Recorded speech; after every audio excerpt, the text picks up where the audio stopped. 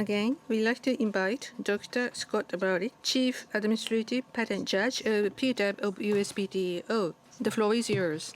All right, well, thank you.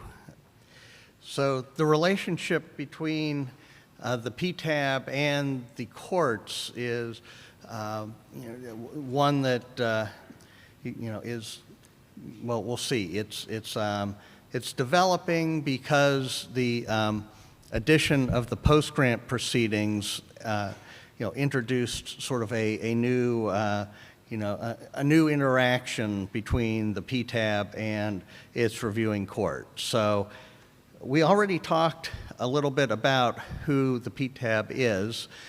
We are an administrative body within the United States Patent and Trademark Office. We only deal with patent matters. We have a corresponding board. You can see in red the Trademark Trial and Appeal Board that handles trials and appeals in trademark areas at USPTO.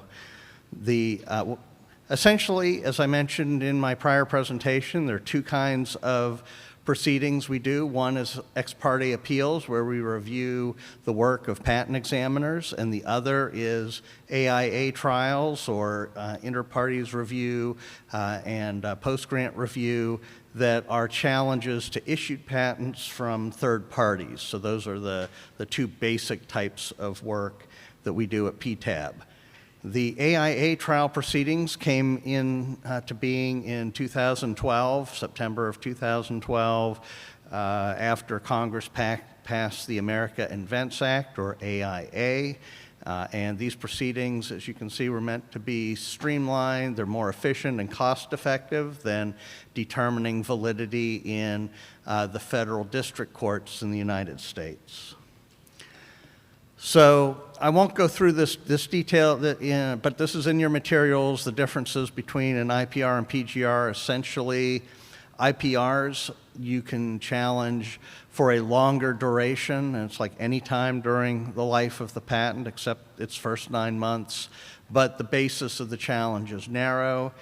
Post-grant review is almost the opposite. You can only challenge for 9 months, but you have a lot more challenges that could be given.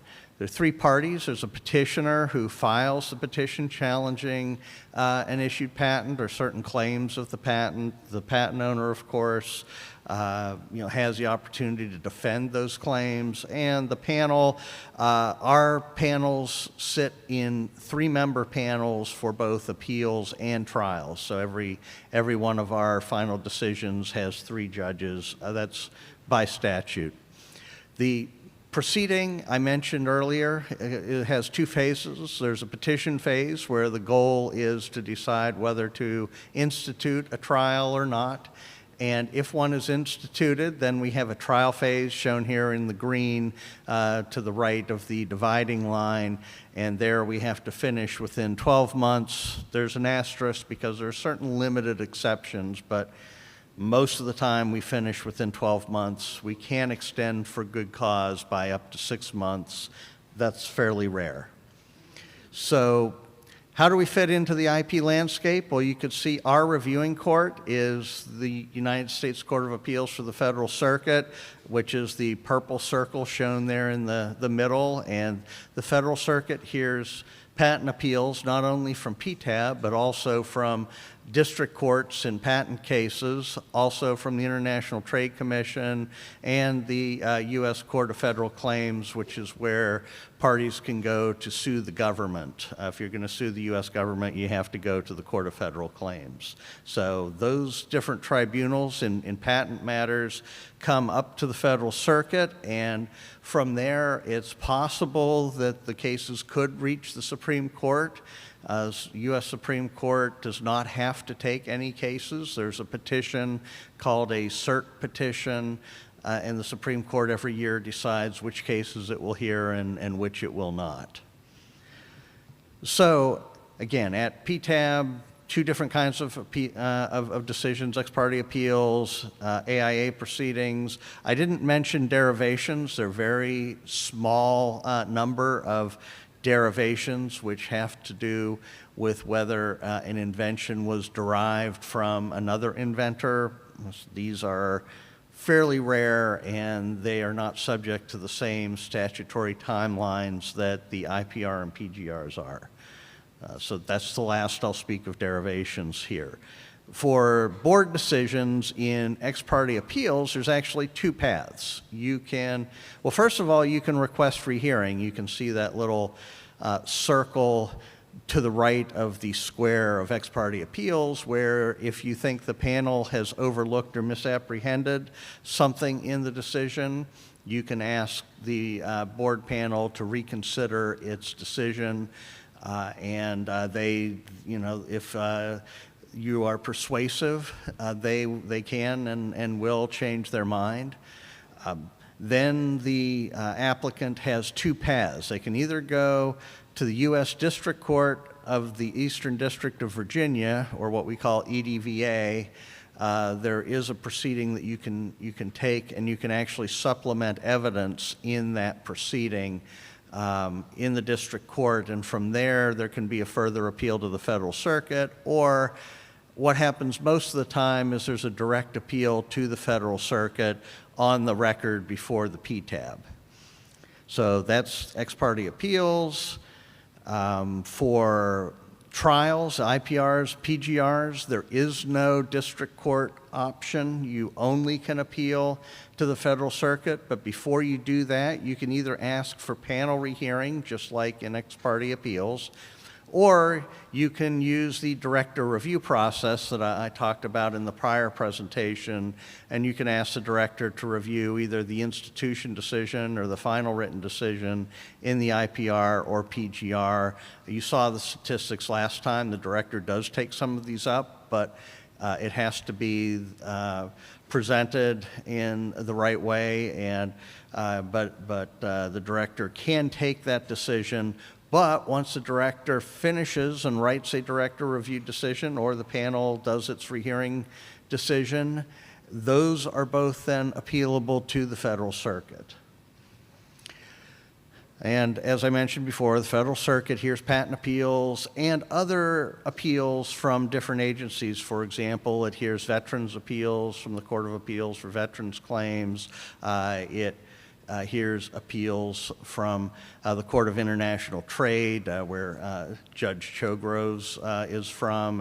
It hears District Court, Court of Federal Claims, other agencies, including the Merit System Protection Board, which are federal personnel cases, all come to the Federal Circuit. So it's a nationwide jurisdiction in these different areas, and from there, along with other courts of appeal and state Supreme Courts, the U.S. Supreme Court can elect to take a case.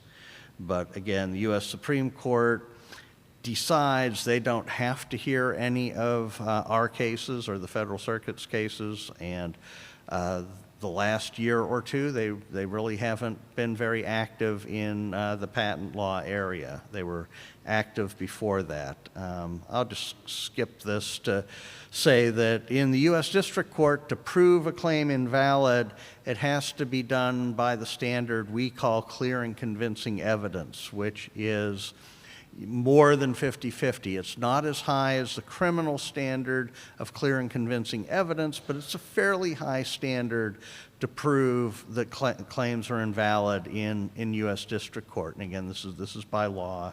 That's the standard. It's been affirmed by the Supreme Court in the Eye for Eye decision a few years ago. So just a few features of district court litigation. There is very broad discovery, you may know in the United States, in patent litigation. Discovery can be very broad. It can be very time-consuming and expensive. The timing can vary. You have, normally there is a jury involved in the decision for both infringement and validity and damages. Typically, district court litigation costs more because of all of these features. So I'd already mentioned you can appeal to the Federal Circuit, Supreme Court. By contrast, for AIA proceedings, well, this just shows the two different types that are mostly used, but the important thing on this slide for our purposes is the upper right. The standard is called preponderance of the evidence. That's a lower standard of proof than the district court. Preponderance just means it's a little bit more than 50-50, so it can tip slightly towards one side. That standard was set by Congress for our proceedings as opposed to the district court. So it is a lower burden to prove claims unpatentable. At PTAB, a few other features of PTAB proceedings. The discovery is much narrower. It is tailored. That's part of how Congress wanted to keep the costs down. There are 3 technically trained judges. There is no jury. The timing, as you saw in the prior slides, very predictable. The times are set by Congress on how long it needs to take.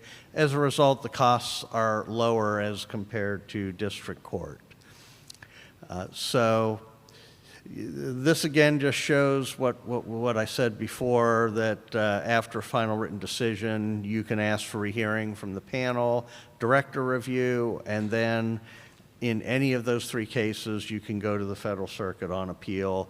I would say most of the AIA trial decisions do end up getting appealed to the Federal Circuit because you have 2 parties, almost guaranteed one of them is going to be unhappy with our decision and want to appeal it.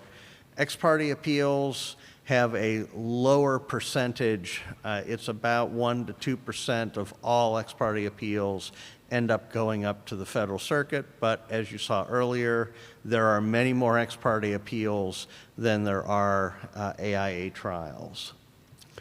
So I think we are not taking questions, if I recall correctly. So I thank you for your time, and again, thank you very much for the invitation to be here. Thank you. Thank you very much, Chief Judge Bollick.